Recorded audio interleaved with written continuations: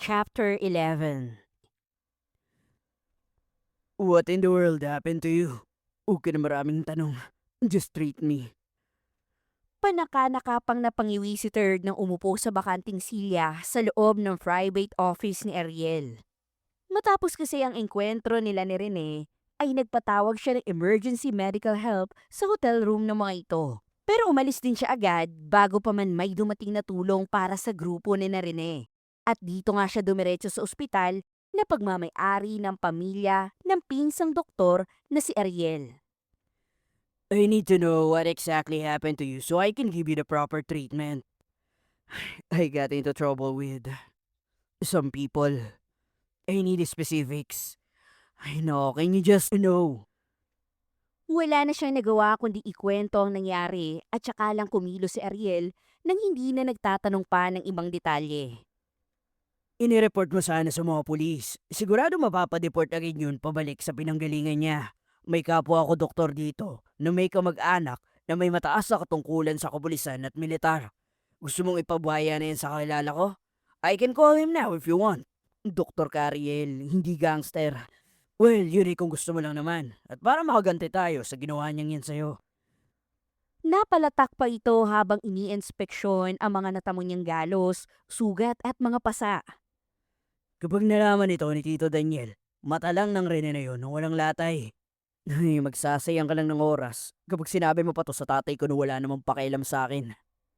Bahagya pa siyang napangiwi nang maramdaman ang pagkirot ng tama sa tagiliran niya. Napabuntong hininga na lamang si Ariel.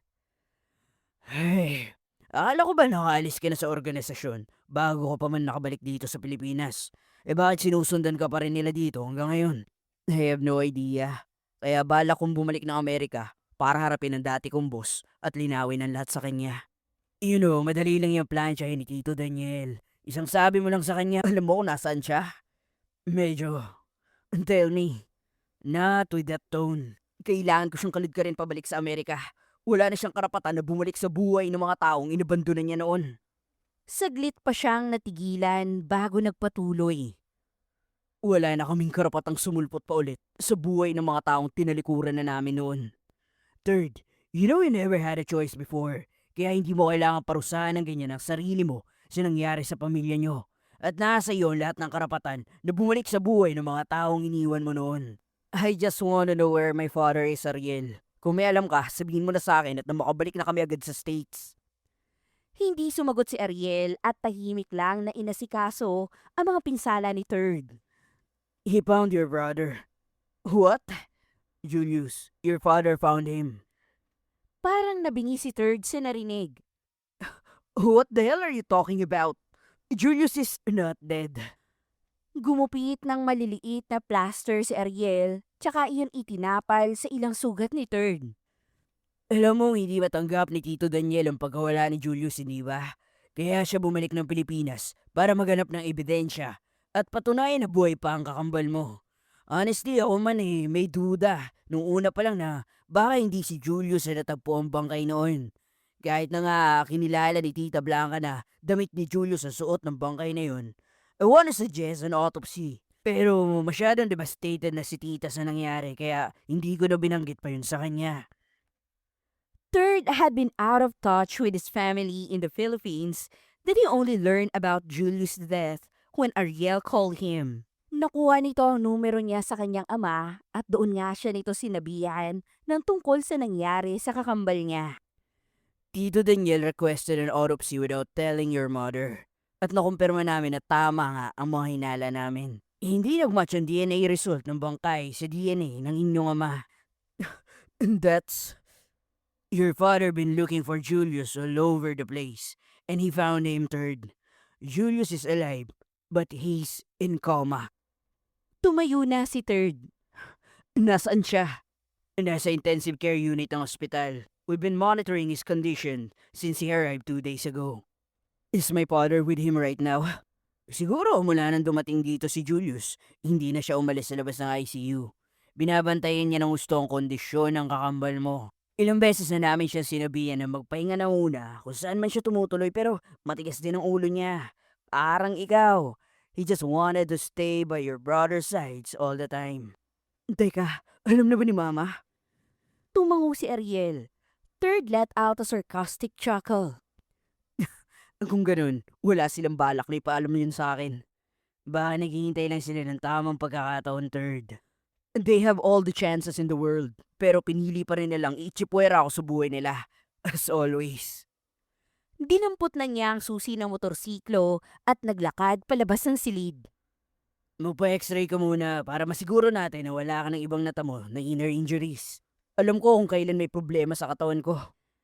Saglit niyang nilingon ulit ang pinsan. Nasaan ba banda ang ICU? Tinanaw ni Third ang nakahimlay na lalaki sa ICU mula sa labas ng glass window. Maraming nakakabit na aparato at tubo sa katawan nito habang chinecheck ng dalawang nurse ang lagay ng pasyente.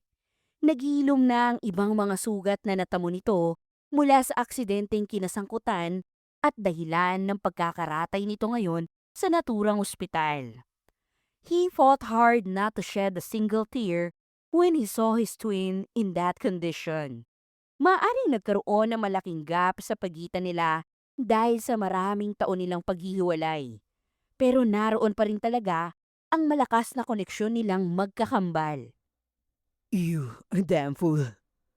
Sambit ni Third. How could you let yourself end up in this condition?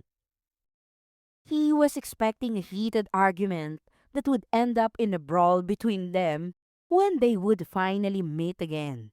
Gusto niyang ilabas ang lahat ng sama ng loob niya na naipon ng ilang taon. Kaya nang malaman niya ang balita tungkol sa kamatayan nito, namanhid ang buong katawan niya. He cried the whole night that day. He was angry, hurt, and alone. He was blaming everyone and everything. Naglasing siya ng ilang gabi, nagwala sa ilang bars at nasangkot sa iba't ibang gulo. Yun ang naging paraan niya ng pagluluksa sa naging kamatayan ng kakambal. He hated the idea, but he knew he was only getting out of those troubles because his father had a connection in the law enforcement and his team of lawyers made sure he would not stay in jail for more than a night. Nang sa wakas ay mahimasmasa na siya, kinumpronta niya ang ama para sana isisi rito ang lahat ng nangyari. Pero hindi na niya ito naabutan at nalaman na lang niya sa sekretarya nito na bumalik na nga ng Pilipinas ang ama para sa importanteng aasikasuhin. Hindi lang niya inaasahan na ang paghahanap sa katawan ni Julius ang tinutukoy nito. One of these days, when you're finally awake, I'll beat the living daylights out of you. You damn idiot. Kumuyom ang mga kamay niya habang patuloy na pinagmamasdan ang nasa loob ng ICU. So you better wake up soon. Marami tayong pag-uusapan. Marami kang kailangang sagutin sa mga tanong ko. But for now, I'm happy that I'm able to see you again. Damn it, Julius. Don't you ever pull that stunt again. What happened to you? Nilingon niyang nagsalita. Magkahalong kaunting gulat at matinding galit ang naramdaman niya nang makita ang ama sa kanyang tabi. Nakatingin lang din ito sa pasyente na nasa loob ng ICU. I want to punch you right now. Do you know that? Go ahead. And he did. Bumalandra ang katawan ng ama sa marmol na sahig ng hallway. Daniel! Boses yon ng kanyang ina. Humahangos itong lumapit sa ama para alalayan ito. Third, ano ba ginagawa mo? Bakit mo sinutok ang papa mo? Dumalo na rin si Ariel na kasama ng ina na dumating. What the hell is this, ha? Galit na tanong ni Third sa nakikitang eksena. Bakit niyo tinulungan ng walang kwentang taong yan? Leave him alone. Let him rot in hell. Third, he ruined our family, ma. Siya ang dahilan kung bakit nandito tayo sa ospital na to at nasa loob ng ICU si Julius. Kung hindi dahil sa kanya, hindi masisira ang pamilya natin at hindi kami maghiwalay ng landas sa kakambal ko. Hindi mangyayari kay Julius ang nangyari sa kanya dahil bababantayan ko siya. Kung hindi dahil sa kanya, hindi magiging miserable ang buhay ko sa Amerika. Lumapit siya ulit sa ama nang makita itong mukhang maayos pang lagay kahit may bahid na ng dugo ang gilid ng bibig na nasuntok niya kanina. Agad siyang pinigilan ng kanyang ina at ni Ariel Pero hindi pa rin siya natinag. Ikaw dapat ang naaksidente at hindi si Julius. Ikaw dapat ang nakaratay doon sa loob ng ICU dahil sa ginawa mo sa pamilya natin. Sinira mo ang buhay namin. You don't deserve to live. Third, tama na! Tumulong na ang ibang male nurses para mailayo siya sa kanyang ama. Pero mas lalong nadagdagan ng galit at sama ng loob niya na makita ang kanyang ina na dinalohan pa ang kanyang ama. Dahil kinampihan pa nito ang taong naging dahilan ng pagkawasak ng kanilang pamilya. Uma, I'm here now. Huwi ka niya sa ina. Ang nawala niyong anak dahil sa sapilitang inilayo sa inyo ng walang kwentang taong yan. O dapat ang kinakampihan mo, ang dinadaluhan mo. Lumayo ka sa kanya. Layuan mo siya, ma. Hindi natin siya kailangan. Third, calm down. Wika ni Ariel na pilit pa rin siyang pinipigilan. I will not calm down. Fuck that bastard! Nagpumiglas uli siya hanggang sa tuluyang makawala. Mabilis niyang dinaluhong uli ang kanyang ama bago pa siya mapigilan na naman ng mga paparating ng gwardya. Pero sinalo ng kanyang ina ang kamao niya bago pa man ulit niya maundayan ng suntok ang ama. Third, please stop, iho. Puno ng mga luha ang nagmamakaawa nitong mga mata. Alam nating lahat kung sino ang totoong sumira ng pamilya natin. Ako yun. Kaya ako na lang ang sisihin mo. Sa akin ka magalit, anak. Kasi ako nagkamali. Naging marupok ako at nagkamali ako ng gusto. Nasaktan ang gusto ang iyong ama dahil sa nangyari. No, ma. He should have been more understanding. Kung talagang mahal ka nga niya, pinatawad ka sana niya sa nag-iisa mong pagkakamali. Puno pa rin ng galit ang mga tingin ni Third nang bumaling sa kanyang ama. It happened only once. Isang pagkakamali. Isa lang yun. Hindi perpekto si Mama, kaya dapat pinatawad mo na lang siya at nagsimula tayong muli. She asked for your forgiveness. She begged for your forgiveness. Pwede pa sana tayo manatiling pamilya nun pa. Pero mas pinili mo pakinggan yung sakit na nararamdaman mo kaysa iyak namin magkapatid na huwag kayo maghiwalay. Hindi mo man lang nga nilingon si Julius nung umalis tayo at tinatawag ka niya. Hindi mo man lang ako pinagbigyan na makauwi ng Pilipinas ni minsan nung ilang beses ako nagmakaawa sa'yo. Mama might have been the reason for our family's breakup, but you're the one who kept in that way when we could have been a family again. Tapos ngayon, bigla ka na lang susulpot at asta na parang naging isang mabuting ama ka sa mga anak mo. Pinitsarahan niya sa kwelyo ang ama. Pinigilan siya uli ng ina habang nakikiusap. Sinubukan uli siyang ilayo ni na Ariel kasama na ang 3 hospital guard. You want to pretend to be a good father? Fine. Be a good father and don't ever show up in front of us anymore. Go back to the US and stay there for the rest of your fucking life. And with that, tuluyan ng kumola si Third sa mga humahawak sa kanya. Hindi pa rin siya kumakalma. Gusto pa rin niya durugin sa bugbog ang kanyang ama para na mailabas ang lahat ng galit niya rito at sama ng loob sa nakikitang tila paglambot ng puso ng ina sa asawa nito.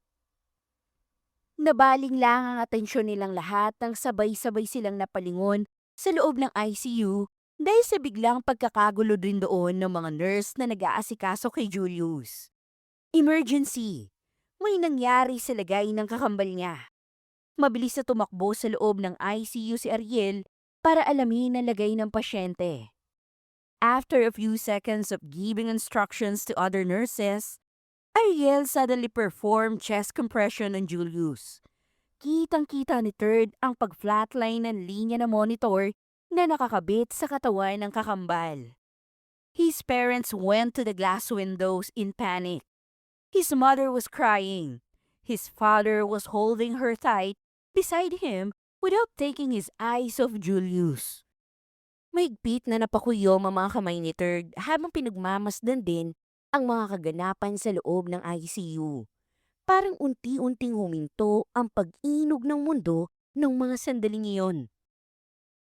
Julius, don't you dare. Don't you fucking dare.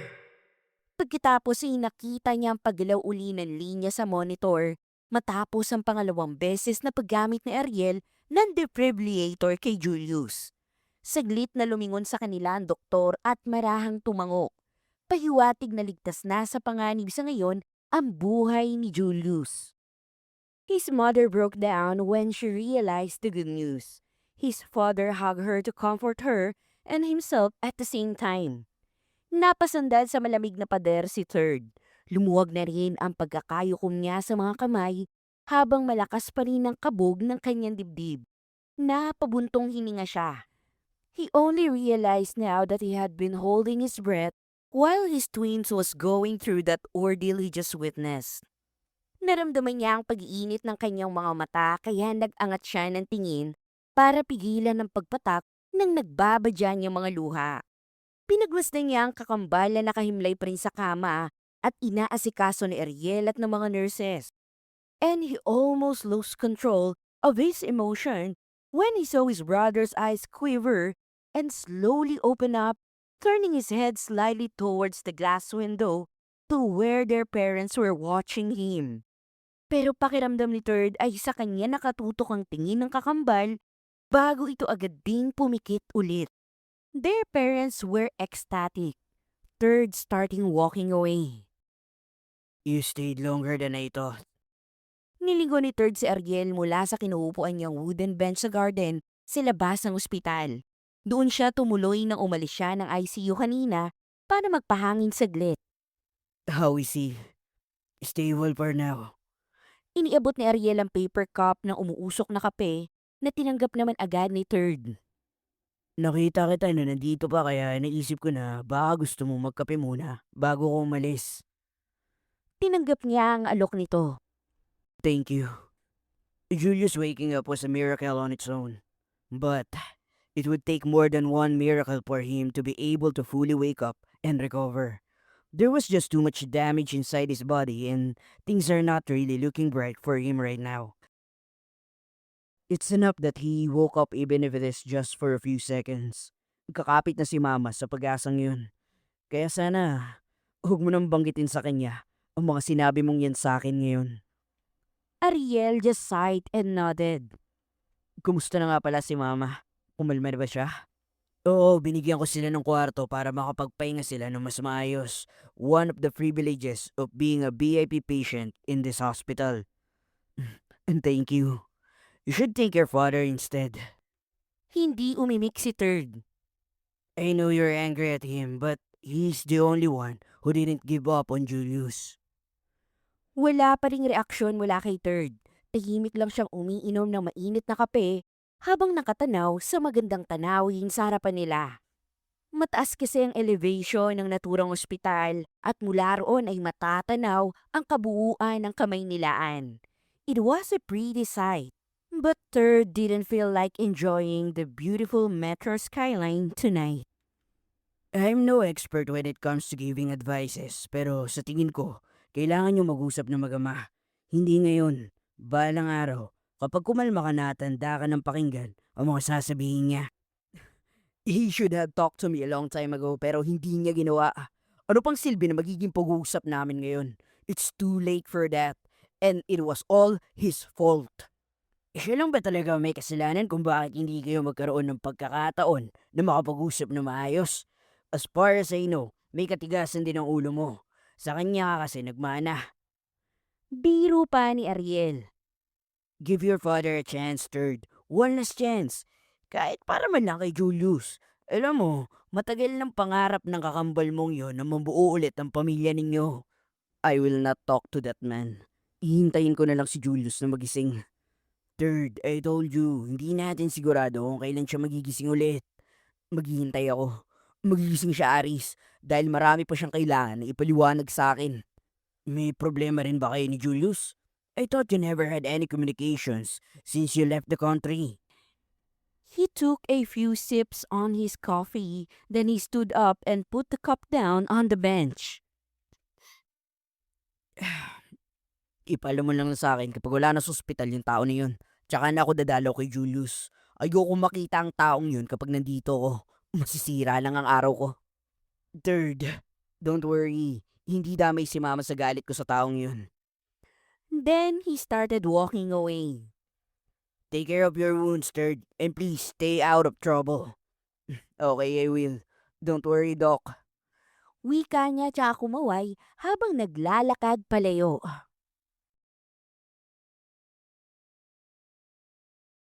Chapter 12.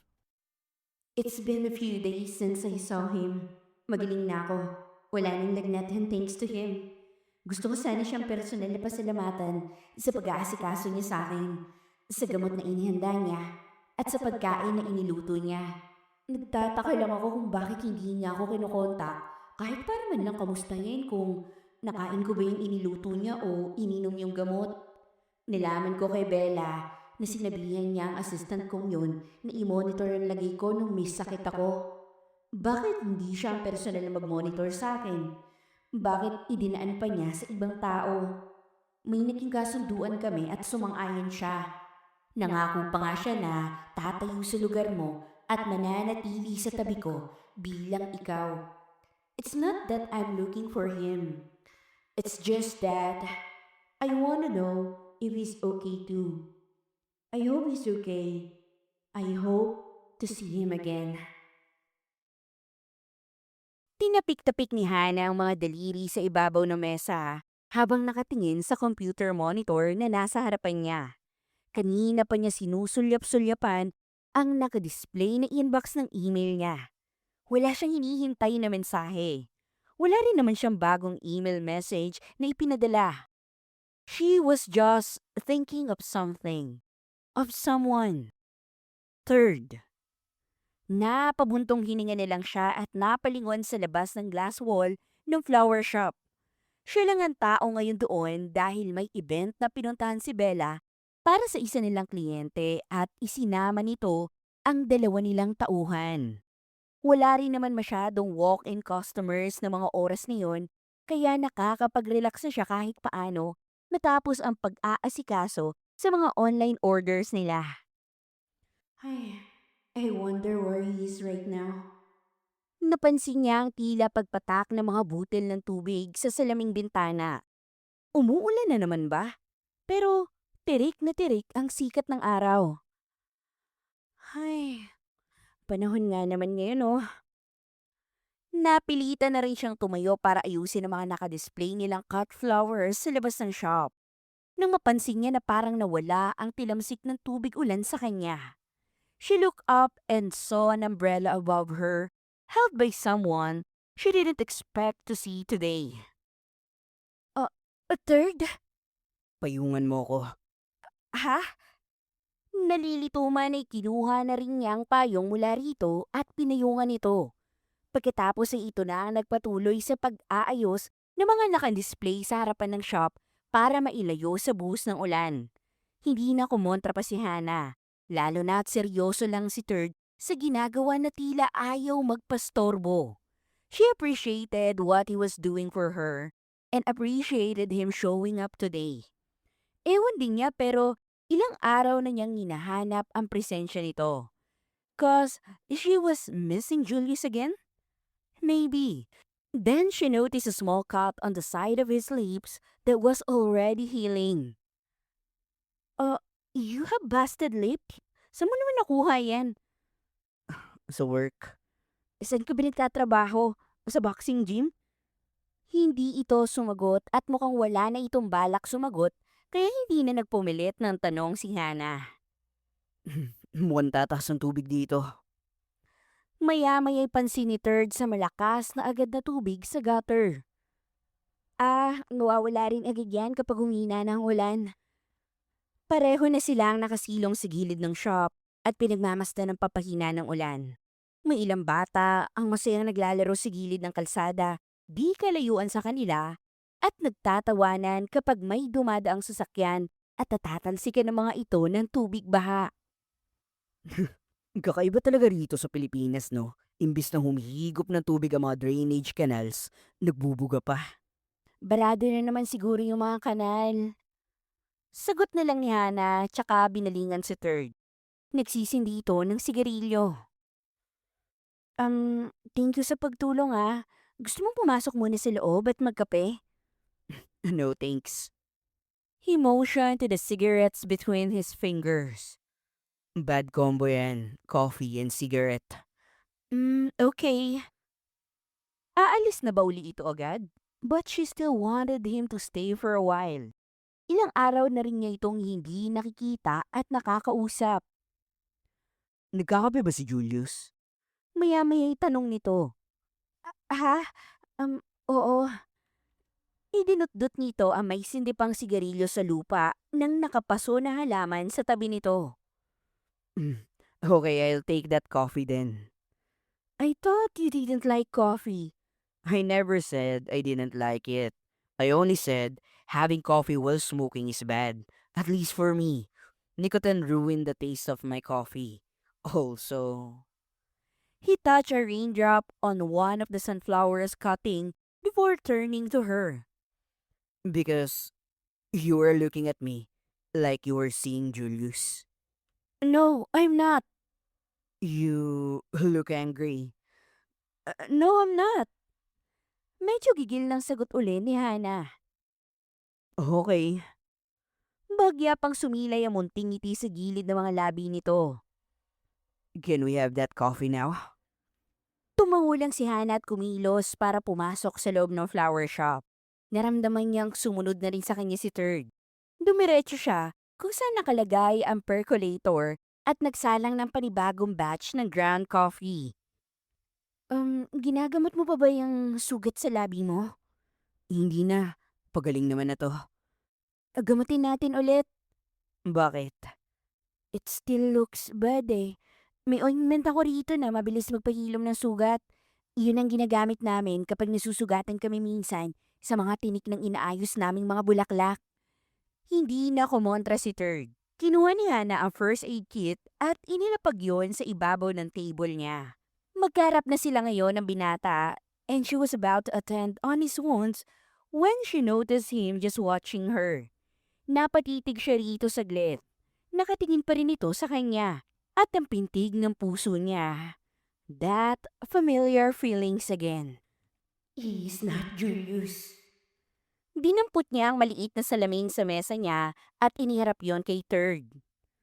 Hawakan mo para makita mo kung tamang paglalagyan ko ng gamot. He took the mirror but he didn't put it up in front of him and just continue watching Hana. Hinawakan ni Hana ang kamay nitong may hawak na salamin at muling itinaas yon sa harapan nito. Ayaw mo makita ang mukha ni Julius? Tanong nito. Not when it's all bruised up like what it is right now. Sumilip naman ito sa gilid ng salamin. Hey, it's not at all bruised up. It's just a simple cut on my lips. Same thing. I don't want to see Julia's face with even just a single scratch on it. Inayos na uli niya ang salamin para maitago ang mukha nito. Para matigil na rin ang kakaibang pagtibok ng kanyang puso ng mga sandaling iyon. So, bakit ngayon ka lang nagpakita sa akin? Something came up? Sort of. I got a bit too busy with work. Ngayon, hindi ka na busy? Ngayong araw. Kung ganon, bukas o sa mga susunod na mga araw ay hindi na naman niya ito makikita. Parang hindi ko yata masusulit ang bayad ko sa iyo sa naging kasunduan natin ah. Hindi sumagot si Third. She was kinda thankful. Distracted na kasi siya ngayon kaya hindi na siya masyadong nag-aalala sa mga magiging kakaibang reaksyon ng puso niya kung sakali. Putting a small amount of ointment on the cotton bud, hinawi niya ang hawakan na salamin ni Third para may apply na maayos ang gamot sa sugat sa labi nito. Meaning, she was once again face to face with a stranger who had her fiancé's face and who was also giving her strange familiar feelings. Pilit niyang hindi sinalubong ang mga tingin nito kahit halos gidang kalalangan layo ng kanilang muka sa isa't isa. Kahit parang anumang sandali ay maririnig na rin ni Third ang tibok ng puso dahil sa lakas ng kabugnon. I'm free today. You want me to help you out here? No thanks. I'll be fine. Hala, his lips are gorgeous, perfectly shaped, a bit rosy, soft. She only realized now that she never paid much attention to Julius' lips before. Ikaw lang yata yung tao dito ngayon ah. May event si Bella ngayon. Isinama niya yung dalawa naming tauhan. Darating na rin siguro sila maya-maya. Just a little bit more ointment on the side of his lips. You can stay here if you want. Hindi mo naman kailangan magtrabaho dito dahil lang sa wala akong kasama. Kaya ko naman ang lahat ng trabaho dito na mag-isa. Nahihiya ka sa akin? She turned her gaze on him. Bad move. Because his full attention was on her, and the way he looked at her did something to her heart that she almost dropped the cotton bud she was holding. Kaya mabilis siyang lumayo rito at inabala na ulit ang sarili sa pagliligpit ng first aid kit. Shit! Bakit ganito ang reaksyon niya rito? Bakit ganito ang nararamdaman niya? Should I come here often? Para hindi mo ako mamiss? I never said I miss you, no? Okay, you miss Julius' face. Hindi sumagot si Hana. Hindi pa rin kasi talaga niya maintindihan kung bakit ganito ang nangyayari sa kanya. Si Julius nga lang naman kasi ang dahilan kung bakit nasa tabi niya si Third, di ba? Kaya bakit para nagiging problema pa niya yun ngayon? This was not part of their deal. I'll just call you whenever I need or wanna see Julius. Saglit na natahimik si Third. Ayaw mo na bang ituloy na pagkasunduan natin? Kung sa bagay, wala pa naman tayo napipirmang formal na kontrata. Ramdam ni Hana ang pagtutol ng puso niya. Ayaw mo na? Ikaw nga yung tinatanong ko eh. Baka kasi ako, nagbago ng isip mo. Bakit mo naman naisip yan? Because maybe your friend is right. That what you need is enough time and not me. My friend? Bella, she wants me to stay away from you. What? Makakasama lang daw sa'yo ang pagsulpot ko sa buhay mo, lalo na't na nahihirapan ka nang tanggapin ang pagkawala ni Julius sa buhay mo. Hindi agad nakasagot si Hana. Mukhang iba tuloy ang naging interpretasyon doon ni Third. If you want me to go away, No, stay tayo. Stay tayo sa kasunduan dito. At ako lang ang magsasabi kung mabuti o masamang epekto mo sa akin. So far, it's all good kaya huwag mo nalang pansinin ang sinabi. O sasabihin ni Bella, kakausapin ko na nga lang uli siya next time. He looked satisfied with her answer. Naging maaliwalas na kasi ang mukha nito. don't worry. I already told your assistant that I will stay by your side at least for a month based on the contract we've agreed on. Kung hindi, magbabayad ako ng penalty kung hindi ko magagawa ang parte ko sa napagkasunduan natin. At wala akong balak na magbayad ng penalty. Good to hear that. Nagkaroon na naman ng awkward silence sa pagitan nila. At ayaw na niyang mailang na naman siya rito kaya ibinaling niya sa ibang bagay ang atensyon niya para magkaroon sila na mapag-uusapan. Napadako ang tingin niya sa sugat sa gilid ng labi nito. Please, be careful. Isa lang ang buhay mo. Huwag mong sayangin. O pumangit ba ang mukha ni Julius? Third, Don't worry, I'll take care of this face. si Third ang kausap ko ngayon at hindi si Julius, so please, be careful, Third. That's nice to hear. Knowing na may isang tao na hindi ibang tao nakikita kapag kaharap ako. Ako na magbabalik nito sa lalagyan. Tukoy nito sa first aid kit. Teka, saan ba ito nalagay? Iwan mo na lang yan dyan sa ibabaw ng table ko. Mabilis itong tumalima. Can I have that coffee now? Bago sana ako magsimula magtrabaho rito. Trabaho? Yeah, I'm already here kaya pakinabangan mo ng lakas at oras ko. Bayad na yun kaya uumpisan ko na ang papel ko sa buhay mo ayon sa kasunduan natin. Tumayo na ito. Huminto na ang ulan. Ibabalik ko na ba sa dating pwesto yung mga inayos ko kanina doon sa labas? Sige, ihahanda ko na lang ang kape mo. Okay. Naglakad na ito palabas ng shop. Sinundan lang niya ng tingin si Third. She was satisfied to see him today pero hindi pa rin talaga maalis sa isip niya ang mga nagiging reaksyon ng puso niya rito. At nag-aalala na siya. Alam niyang para kay Julius ang mga kakaibang reaksyon ng puso niya. Pero may ilang pagkakataon na hindi siya sigurado. Dahil kahit aware siyang si Julius lang ang dahilan kung bakit siya nakipaglapit kay Third, there was just something very familiar with him. And she knew it was not just because of his looks. It was something else that involved her heart on a deeper level. Napalingon si Hannah. Naroon si Third na nakasuot ng uniform nila na kulay kaki na apron habang nakikipag-usap sa dalawang babae. Mukhang ipinapaliwanag nito ang mga bulaklak na nakadisplay doon dahil iminumuestra rin nito ang mga yon.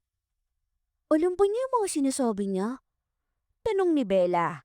Nakabalik na ang mga ito mula sa event na pinuntahan. Uy, Ernie, puntahan mo nga at i-assist sa pag-aasikaso sa mga potential customer natin. Mukhang di naman niya kailangan ng tulong, Ma'am Bella. Tsaka baka may istorbo ka lang ang pag-uusap nila. Mukhang si Sir Pogi lang. Gusto makausap na mga yun eh. Baka maiyak pa si Ernie, Ma'am Bella, kapag umiksaya na siya sa tabi ni Sir Third.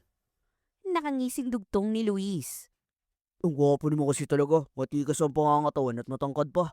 Naku, manlulumo ang kapiranggot na gandang lalaki ni Ernie dyan, Ma'am Bella. Sige, mga sir ka pa, Luis. Ganti ni Ernie. Alam mo naman, ako lang nasasapawan na kagupuan dito. Mas lalo ka na dahil mas gwapo ako sa'yo. Ay nako, tumigil na nga kayong dalawa. Kanina pa kayo walang bukang bibig kundi ang itsura ni Third. Parang hindi niyo nakita si Julius na nabubuhay pa siya. Magkamukha lang naman ang magkakambal na yon. Nagulat lang talaga kami, Ma'am, na may kakambal pala si Sir Julius. Wala naman kasing nababanggit si Mama na kapag napag-uusapan siya dito doon. Nagkatinginan lang si Hannah at Bella. Napayuko lang si Hannah. Alam kasi niyang siya man ay walang maisasagot sa curiosity ng mga tauhan nilang ito. O siya, tama na ang chismis na yan. Saway ni Bella sa mga ito. Kalalaking yung tao eh. I-check niyo na nga lang yung mga supply natin. Tingnan niyo kung ano ang mga paubos na at na mapag-order na tayo agad. May events pa naman tayo na parating. Hindi tayo pwedeng mabitin sa gagamitin nating supplies. Tumangulang sina Luis at Ernie at nagtungo na sa supply room nila. At ikaw naman, madam. Baling ni Bella kay Hannah. Sigurado ka na ba talaga dyan sa desisyon mo, ha? Na? Nahayaang makalapit sa iyo yung kakambal ng dati mong kasintahan. May pangalan siya, Bella. Sino? Si Julius? Third. Oh, so you know he's third and not Julius. Well, at least aware ka na sa bagay na yan. Hinarap niya ang kaibigan. Pinagsabihan mo raw siya tungkol sa pakikipaglapit niya sa akin, ah. Yes, I told him you don't need him. I do. Napabuntong hininga na lang si Hannah. Ay, I know you're worried na baka lalo lang ako masaktan sa huli dahil sa plano kong to. But I'll be fine, Bella. And I needed this. I need Third to always remind me na wala na talaga si Julius. Dahil hindi ko talaga kayang mag-move on. Alam mo yun, di ba? Ikaw pa nga ang laging nagsasabi sa akin na kailangan ko na mag-umpisang tanggapin ang lahat. That I should start living again. So now, I'm starting to do something about it. Kaya, suportahan mo na lang sana ako dahil sa unang pagkakataon mula nang mawala sa akin si Julius, I feel like I have something to look forward to every day once again. I'm looking forward to seeing him. Third, every day when I wake up in the morning, hindi na lang ako nagmumukmok sa isang tabi kapag napag-iisa ko at nagpapakalunod sa kakapanood kay Hachiko. My days since Third came into my life don't feel so dragging anymore. Don't you think it's a good thing? Well, it's a good thing of course. Pero, isang buwan lang naman ang kasunduan namin, Bella. Isang buwan lang. She sounded so desperate and pathetic. But she just couldn't lose Third right now. She knew he was doing something good for her desperate and pathetic morning soul. I'm just worried na baka, since he looks like Julius, baka kasi ma-inlove ka sa kanya. Kaya alam mo, nag-aalala ko eh, na imbis nga na makapag-move on ka sa pagkawala ni Julius, baka mas lalo lang maligaw ng landas ang puso mo. I won't fall for him since alam kong hindi naman siya si Julius. Julius is the only one who owns my heart. Nang ilibing siya, kasama na ring nailibing ang puso ko. Binalingan siya ni Bella at pinagmasdan na maigi. Then her friend slowly smiled. Nakikita ko ng ilang pagbabago sa'yo. Gaya ng kaya mo nang banggitin si Julius at ang pagkawala niya nang hindi mo itinatago ang lungkot mo sa mga biro mo. Saglit naman na natigilan si Hana. Talaga ba? Marahan lang itong tumango. Hmm, mag-iingat ka lang, Hana, ah. Baka sa confidence mo yan, hindi mo na namamalayan na niloloko ka na pala ng puso mo. Baka magising ka na lang ng isang araw na. Bella, please. Tama nang hinala na yan. I'm fine. My heart won't deceive me. Dahil gaya nga ng sabi ko, dala ni Julius sa hukay ang puso ko. Sinulyapan niya ulit ang direksyon ni Third sa labas ng flower shop.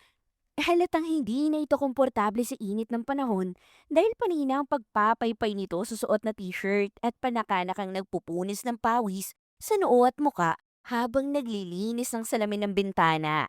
Gayunman, hindi pa rin maikakaila na ang sarap nitong pagmasdan. Kung may favoritism nga lang si Mother Nature, siguradong si Third na ang pinagpala. Because everything around him just made him look even more appealing to the eye. The bright late morning sun, the green leaves of the big Nara tree nearby, the different colors of the flowers around him. Napalingon sa loob ng shop si Third at huling-huli siya ditong nakatingin dito. She suddenly felt a little jump in her heart. Pasimple na lang tuloy siya na naglinis sa ibabaw ng monitor ng computer while trying to ignore those unusual feelings she felt once again. Hearts can be deceiving, Hana. Paalala ni Bella, abala na rito sa pag-aasikaso ng mga cut flower na nasa malaking chiller na para sa pagpapahaba ng buhay ng fresh cut flowers nila. Take extra care of your heart. Hindi na lang sumagot si Hana. Umaalingaw-ngaw kasi ng paulit-ulit sa isipan niya ang mga huling sinabi ng kaibigan. Hearts can be deceiving.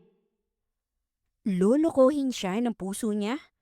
Ang puso niyang ilang buwan nang lugmok sa kamiserablehan at kalungkutan? Wait, was that why she felt all those unusual and strange yet familiar feelings for him? Napaangat ang tingin niya at diretsong dumako yun sa labas ng malaking salaming bintana ng flower shop nila. Third was still there, busy sa pag-aayos naman ng mga nakadisplay na cactus at succulents sa maliliit at cute na mga paso at lumang mugs. Napansin siguro nito na may nakatingin dito kaya nag-angat din ito ng tingin at lumingon sa direksyon ni Hana. Their eyes met again, and she felt another jolt in her heart. That familiar feeling was back once again. Sigurado na siya. Pamilyar talaga sa kanya ang klase ng tibok ng kanyang puso dahil naramdaman na niya iyon noon. Sa unang araw na nakita niya si Julius. Little seemed to fall from above him. Tumingala si Third para alamin kung ano yon. Nakita ni Hana na gumagalaw ang mga dahon ng puno ng nara na nakatanim sa harapan ng flower shop at ilang sandali pa'y tila umulan na ng maliliit na bulaklak nun. Third reached out and tried to catch the little flowers. He looked like a beautiful dream, just like the first time she saw Julius. Ito ang pang-ilang beses niyang naranasan ang pamilyar na pakiramdam na ito. Bumilis pa ang tibok ng puso niya. Bakit ganito naalala niya? Bakit ganito ang nararamdaman niya? Third was not Julius, right? Nagmamadali siyang lumapit uli kay Third at pinagmasdan lang ng gusto ang mukha nito. Hinahanap kung nasan ito sa mga alaala niya. Is there something... Have we met before? Walang bakas ng pagtataka o pagkalito sa mukha nito. Naitanong mo na sa akin yan nung una tayong magkita. Una tayo nagkita?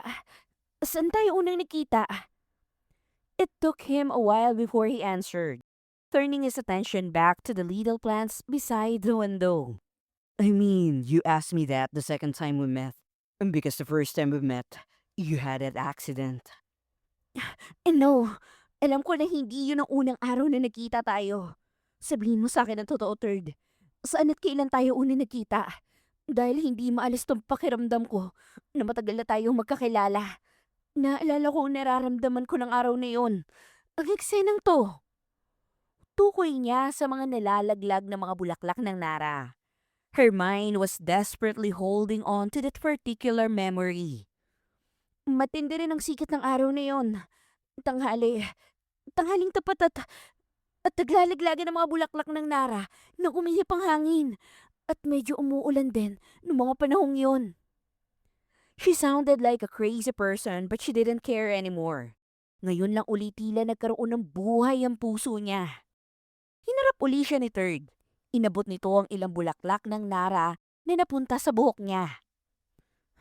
You probably just remember your time with Julius under the Nara tree with his pretty little flowers.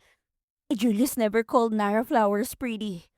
He didn't like it dahil kalat lang ang tingin niya sa mga yan na lagi niyang kailangan linisin ang bubong ng kotse niya kapag pumaparada siya sa harapan ng shop namin. He picked another little flower off her hair. Then, it is a memory of Julius. Not a good one though. Pero nagre-rebelde ang puso niya. Hindi matanggap ang sagot nito. I know you're not Julius pero bakit pamilyar ang nararamdaman ko sa'yo? Bakit pareho yun ng nararamdaman ko kay Julius nung una kaming magkita? Hindi ko makakalimutan ang naramdaman ko ng araw na yon. Hinawakan niya ang kamay ni Third nang hindi inaalis ang tingin sa mukha nito. Because it was the very day, the very moment that I fell in love with you. With Julius. He corrected as he pushed her hand away. And I am not him. Chapter 13. Wala masyadong pasahero sa bus na sinakyan ni Hana. Lunes nga naman kasi at patay na oras pa. It was just about 10 in the morning. Papunta siya sa flower farm na pagmamay-ari ng kanyang pamilya sa Tagaytay kung saan nagbabakasyon ng mga kapatid niya at mga pamangkin. Isang beses pa lamang niya nakakasama ang mga ito mula nang umuwi galing sa ibang bansa ang kanyang kapatid dahil sa dami ng mga inaasikaso niya sa flower shop. Idagdag pa ang iba't ibang pangyayari na hindi niya inaasahan. Gaya ng pagsulpot ni Third sa buhay niya. You probably just remember your time with Julius under the Nara tree with his pretty little flowers. I am not him. Pinilit ni Hana na wag nang balikan pa ang ginawa niyang pagkompronta kay Third kahapon. Gaya ng pilit niyang paglimot sa mga kakaiba niyang nararamdaman sa presensya ng binata. Because he is not Julius. Ibinaling niya lalo ang mukha sa katabing bintana na maramdaman na huminto ang bus at may umupo sa bakanting silya sa tabi niya. Nagulat pa siya na makilala ang bagong katabi. Third? Hinihintay ko lang talagang bumaba yung katabi mo para makaupo ko rito. Binayaran ko na rin tong extra seat para wala na umupo rito at hindi ka may istorbo. Oo, hinayaan niyang sumama sa kanya si Third para may mag-inspeksyon para sa kanya sa mga in-order niyang bulaklak mula sa flower farm ng kanyang pamilya. Pagkatapos ng nangyari kahapon, she knew this was a bad idea, lalo na't ganito pa ang estado ng pakiramdam niya. Pero isinama pa rin niya ito at baliw na nga siguro siya. Dahil ngayon ay mas lalo pang gumugulo ang isip at puso niya habang patuloy itong pinagmamasdan. Naaalala mo na naman si Julius? Hindi yun sinagot ni Hana. Bakit hindi ka umupo dito kanina pa? I just thought you might want to be alone. You can stay here. Sayang naman yung binayaran mong extra seats. Sigurado ka? Gusto ko makita pa na malapitan ang mukha ni Julius. Saglit itong natigilan. Then he nodded slightly and turned to her fully. Pinagmasdan lang siya nitong maigi. Medyo nailang tuloy si Hana. What are you doing? Showing you Julius' face. You don't have to do that. May kita naman kita anytime ngayong araw. Besides, medyo weird yung ginagawa mo.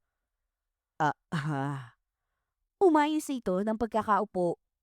Ewan ni Hana pero bigla na lang siyang napangiti sa ginawa nito. You're feeling better now? Tanong nito maya-maya. Napansin ko kasi na mukhang matamlay ka mula nang umalis tayo sa shop. Sa flower shop kasi sila nagkita bago bumiyahe pa bus terminal. I'm fine. May ilang bagay lang akong iniisip. Tulad ng? Naging usapan natin kahapon. Natahimik uli si Third. Nagpatuloy naman si Hana. Pasensya na. Hindi ko lang mapigilan na magtaka sa mga nagiging reaksyon ko sa'yo. Hindi ko lang kasi talaga maintindihan kung bakit ganun ako. Hindi pa rin ito umiimik. Ay, kalimutan na nga natin yun. Wala naman yung kwenta. Nang hindi pa rin talaga ito kumibo ay hindi na rin umimik si Hana. It was a bad topic for them. She remembered when he said how much she didn't like the idea that there was someone who was looking at him as if he was someone else. Tapos ngayon naman, napagkakamalan niyang ito ang binatilyong nakilala niya nung bata pa siya. Iniisip siguro nito na nag-e-exist naman ito pero bakit kailangang ibang tao ang makita ng iba sa kanya? At naiintindihan niya yun. Sino nga ba naman kasi ang gugustuhin laging napagkakamalang ibang tao? Ibinaling na uli niya ang atensyon sa tanawing nadaraanan ng kanilang bus. But she wondered, how was that boy now? Ngayon na lang uli niya naalala ito. Although hindi naman talaga totally ay nawala ito sa alaala niya. Binalingan niya si Third na marinig na kausap nito ang dispatcher ng bus. Nakabayad na ako ng ticket kanina. Doon kasi ako nakupo sa bandang likuran. Lumipat lang ako dito. Okay lang ba? Oo, okay lang ho, sir. Patingin na lang ako ng ticket mo. Third gave him the ticket. Babayaran ko na rin tong isang upuan para kaming dalawa na lang dito. Okay, sir. Wala namang masyadong pasahero ngayon. Monday kasi ano. Oo, sir. Matumal talaga ang pasahero kapag ganitong araw at oras. Magiliw makipagkwentuhan si Third.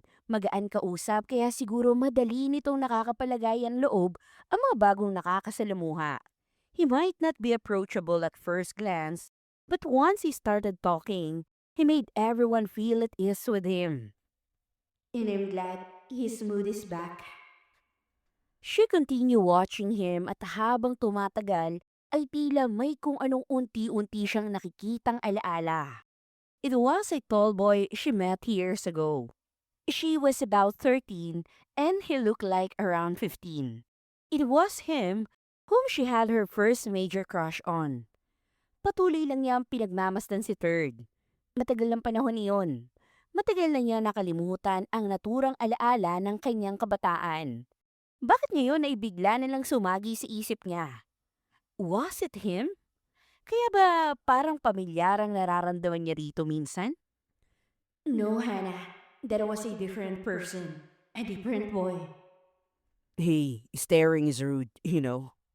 Doon lang napansin ni Hannah na wala na ang dispatcher na kausap ni Third. And he was now looking straight ahead, but definitely he had his full attention on her. Sorry. May naalala lang kasi ako. Was it Julius again? No, someone else. Was it a guy? It was a boy I met a very long time ago. May I know who? No, sorry. Dahil kahit kay Julius ay hindi niya ikinuwento ang particular memory na yon.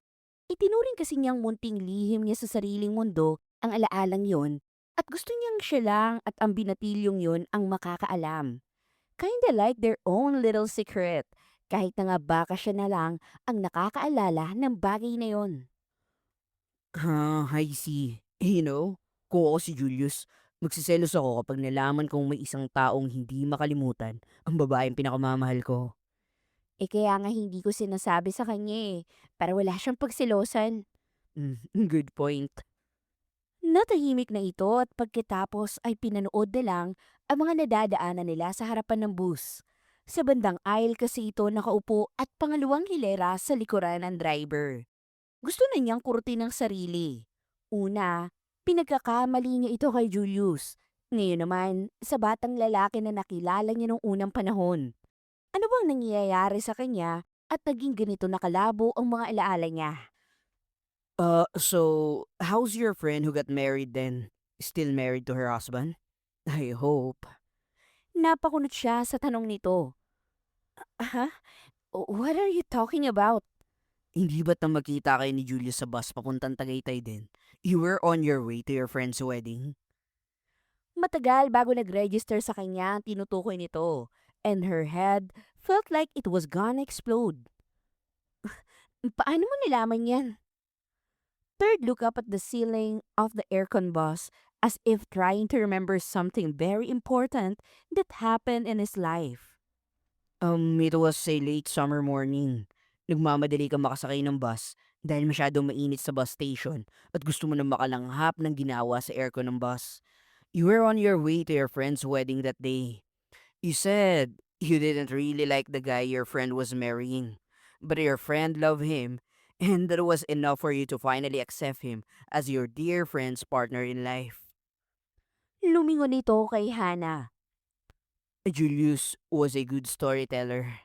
I have an excellent memory, and he liked talking about you. Unti-unting nawala ang tensyon niya. At the same time, may kung anong munting panghihinayang din siyang naramdaman. I didn't know na may communication pala kayo. Ang akala ko hindi na talaga kayo nagkakausap. Dahil ba sa hindi man lang ako naikwento sa'yo ni Julius at hindi ako nakarating sa lamay at libing niya?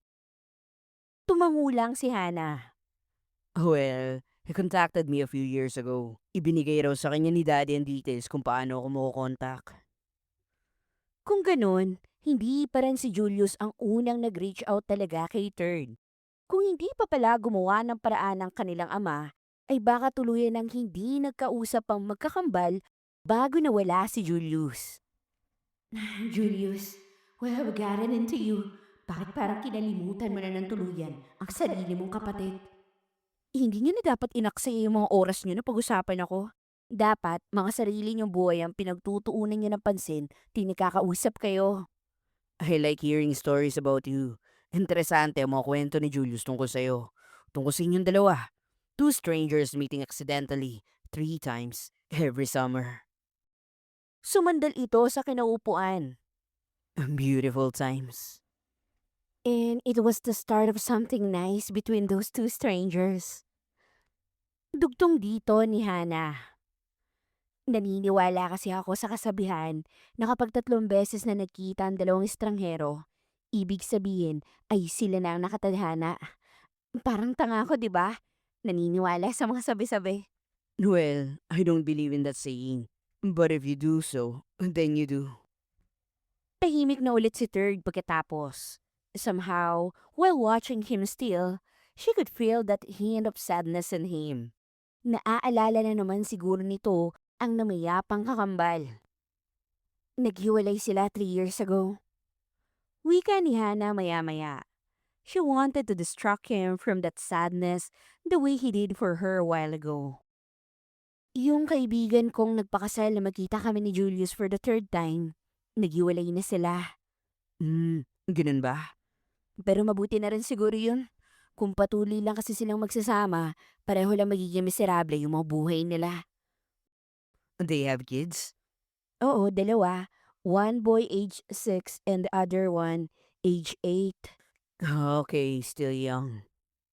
He gave out a soft sigh.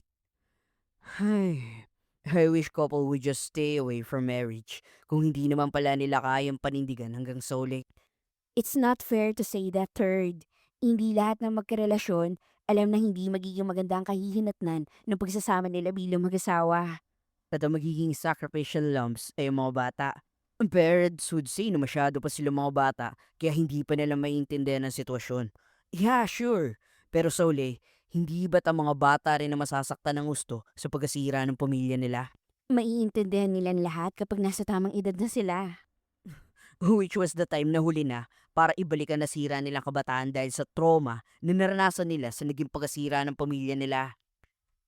Hindi na makasagot si Hana. Nagpatuloy lang si Third.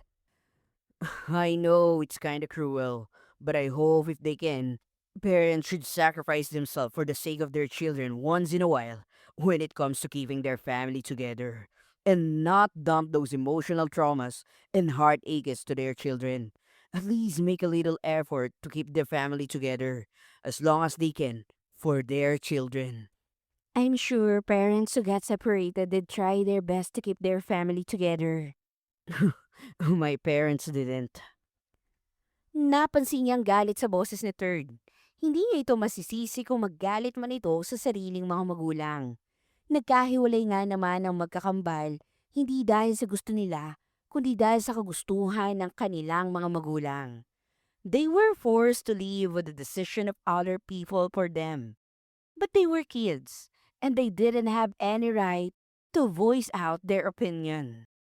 Naalala tuloy ni Hannah ang naging sitwasyon ng pamilya nila noon. Her own parents went through some rocky times during their marriage. Tough decisions were made. Pero hindi gaya ng mga magulang ni Third at Julius na natili sa piling ng isa't isa ang kanyang mga magulang at pinilit na ayusin ang kanilang pagsasama. Ilang taon kayo ni Julius nang maghiwalay ang pamilya nyo? Kung okay lang sa'yo na, sagutin nyo na. Kung hindi naman, okay lang din. Mananahimik na lang ako rito hanggang sa makarating tayo sa destinasyon natin. He slightly turned to her. Hindi ba naikwento sa'yo ni Julius? He did. Pero pahapyaw lang kaya hindi ko rin masyado naiintindihan talaga yung nangyari. Hindi na ako nagpumilit pang mag-usisa bilang, alam mo na, paggalang sa desisyon niya na huwag nilang magkwento. So, he didn't tell you Tumangutango lang ito at saglit na tumahimik. Tila ba may kung ano ngayon lang na natuklasan. Well, Mom cheated on Dad.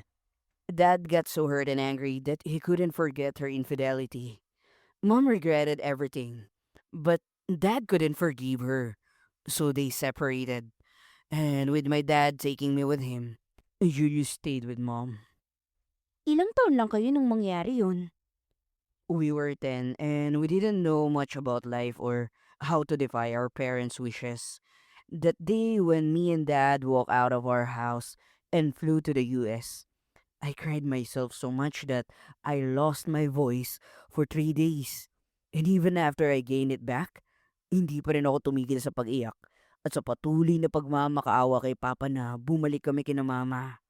Wala ni isa naging sagot si Papa at hindi lang niya ako pinansin. He left me to deal with my loneliness, pain, and miseries on my own. And he was just 10, suffering that much all alone in his new world in the US. No wonder kung bakit gano'n na lang ang paniniwala nito pagdating sa paghihiwalay ng mag-asawang may mga anak. Alam mo ba, ilang beses kong tinangka na maglaya sa amin noon. Sa US na kasi kami nagsettle ni Papa nung umalis kami sa bahay. Patuloy ni Third. Pero lagi niya ako natatagpuan at naibabalik sa bahay. He became a lawyer there, by the way, kaya madali niya ako mahanap dahil sa mga koneksyon niya sa police force. Sa Amerika kasi siya nag-aral at nag-practice ng law bago siya nakapag-asawa, kaya malawak ang network niya sa Amerika through his lawyer friends and former big clients. Kaya tuwing naglalayas ako, hindi na lang siya nagre-react. He would just wait at home, always ready to open the door for me once the police brought me back. Again and again. I was getting angrier every day. I waited for Mom or Julius to at least contact me, contact us in the US. After all, anak pa rin naman niya ako at nakita ko nung umalis kami ni Papa na ayaw niya rin ako malayo sa kanya. I was thinking she would suddenly come one day to find and get me back. Pero wala sa mga yun ang nangyari. Hanggang sa tinanggap ko na lang isang araw na walang sino man sa pamilya ko ang maghahanap sa akin. Dahil kahit si Papa, mukhang nagsawa na sa pagkawala ko. Hindi na ako hinahanap ng mga pulis para ibalik sa bahay namin. When I went to high school, I naturally become a problematic teenager. That was when I met a friend. Saglit itong huminto at hinaplos ang isang bahagi ng muka na may tapal ng band-aid. Siya yung nagdala sa akin sa isang organization kung saan ako na-involve sa kung ano-anong petty crimes. But even that wasn't enough to make my father pay attention to me. He just bailed me out every time I got in trouble. He was shouting for attention, silently begging his father to give him enough care that he needed. But it was to no avail. Third grew up to be so alone and lonely. Pero alam mo, sa kabila ng mga kabulastugang ginawa ko noon, hindi ko pa rin matanggihan yung kaway ng edukasyon. I love studying. Somehow, it gave me some peace in my life whenever I focused attention to my school subjects. Medyo natagalan lang bago ako makagraduate dahil sa iba't ibang gulo na napapasok ko. Plano kong umalis na sa poder ni Papa at magsarili once na makagraduate na ako ng senior high at makahanap ng trabaho susuporta sa akin. Nangyayari niya akong magbalik sa Pilipinas. Niyaya ka niya? Kinda weird, di ba? Pagkatapos ng ilang taon niyang pag-ignore sa existence ko, kahit nakatira kami sa isang bahay, bigla niya akong yayayain na bumalik sa lugar na matagal na naming iniwan. So, sumama ka? Hmm, siguro nga nasa akin pa rin yung bata na hanggang sa paglaki niya ay hindi pa rin nawawala yung kagustuhan niyang makasamang muli ang kanyang ina at kapatid. Yung umasa na mabubuo pa rin sila ulit at magkakasama pa rin sila balang araw. Bilang sa masayang pamilya, gaya ng dati, bago nasira ang lahat. Mukhang hindi naging maganda ang nangyari sa pagbabalik niyo ng bansa. Yeah, we didn't go to our old house, our family house, where my mom and Julius were still living. Turned out na bibisitahin na pala ni Papa ang pagmamayari niya lupain sa Tagaytay na ipinamana sa kanya ng namayapan yung mga magulang. Isinama niya lang ako para ipakita sa akin ang lupain na isasalin daw sa pangalan ko balang araw. Wala sa plano niya na hayaan ako makipagkita kina Mama at Julius. What? I was so angry and hurt when I learned about it that I just walk out. Umalis ako kahit hindi ko alam kung saan ako pupunta o kung anong lugar na ba yung kinaroroonan ko. Walang pera, walang pagkain, walang maiinom, walang kahit anong gamit na bitbit. Basta ang gusto ko lang, mga oras na yun ay makalayo kay Papa. I never wanted to see his face ever again. Matagal nang nangyari yon pero pakiramdam ni Hana ay nadudurog ang puso niya sa mga naririnig mula kay Turg ng mga sandaling yon. Alam kaya ni Julius ang mga pinagdaanan yon ng kakambal nito? At ang ama nito, bakit ito ganon kalupit sa sariling anak? Wala namang kinalaman si Turd sa naging pagkakamali ng ina nito. Bakit ito ang nagdusa ng gusto? The bus turned to a curve and the blinding light of the hot sun shone on them. Napangiwi si Hana at mabilis namang hinila ni Turd ng kortina ng bintana para hindi sila mainitan. Pero bigla ring hinila pabalik ng pasahero na nasa unahan nila ang kortina. Papalag sana si Turd pero pinigilan na ito ni Hana. Hayaan mo na. Mawawala rin naman yung araw mamaya kapag lumiko na uli yung bus natin. Nasa tabi kasi siya ng bintana kaya sa kanya direktang sikat ng araw. Tumalikod na lang siya at humarap kay Turd para mabawasan ang hapdi ng init. So, nilayasan mo ang papa mo at nagpakaligaw-ligaw ka. Saan ang punta mo nun kung sakali? I wanted to go to my mother's place pero wala naman akong pera na pamasahe kaya hindi ako makasakay ng bus. Hindi ko rin alam ang direksyon papunta sa dati naming tirahan. Nang ma-realize ko lahat ng yon, I just He leaned over to her, pulling the curtain back to her side. felt so lost. Medyo nagulat pa si Hana sa ginawa nito dahil masyado itong napalapit sa kanya, making her heart beat erratically all of a sudden. Pwede bang wag mo agawan ng kortina yung pasahero dito sa likuran mo? You have your own curtain in front of you. Get your ass moving and take that one. Hindi na kumibo ang pasahero sa harapan nila. Bumalik na rin sa kinaupuan niya si Turd. Alam mo, it's a good thing a girl saw me and helped me that time. Napatingin siya kay Turd. Nagpatuloy lang ito ng tila walang anumang saglit na tensyon na nangyari sa pagitan nito at ng pasahero sa unahan nila. It was a good thing na wala kasi kahit paano ang atensyon niya sa saglit na pag-iiba ng tibok ng puso niya. Ha? Egger? Yes, hindi ko sigurado ang edad niya pero definitely mukha siyang mas bata kaysa sa akin. She was pretty cute too. At bagya pa itong napapangiti sa magandang alaala. So nakalimutan mo ang lahat ng hinanakit mo sa buhay na makakita ka na maganda. Bukod doon, nilapitan kasi ako ng dalagitang yun at kinausap. She even shared her umbrella with me because it suddenly rained that day in the middle of the freaking summer. Napangiti na lang din si Hana. Salamat sa batang babaeng yon, kahit paano, kahit saglit lang, nabawasan nito ang matinding sama ng loob ni Turd noong mga panahong yon. At tila ba may kung anong alaala na nagbalik sa kanya. A special memory she didn't want to share with anyone. I looked at her and she smiled at me. Her smile back then, it felt like it was the first good thing that I ever got in so many years. And then she said, It's okay. Everything's gonna be alright.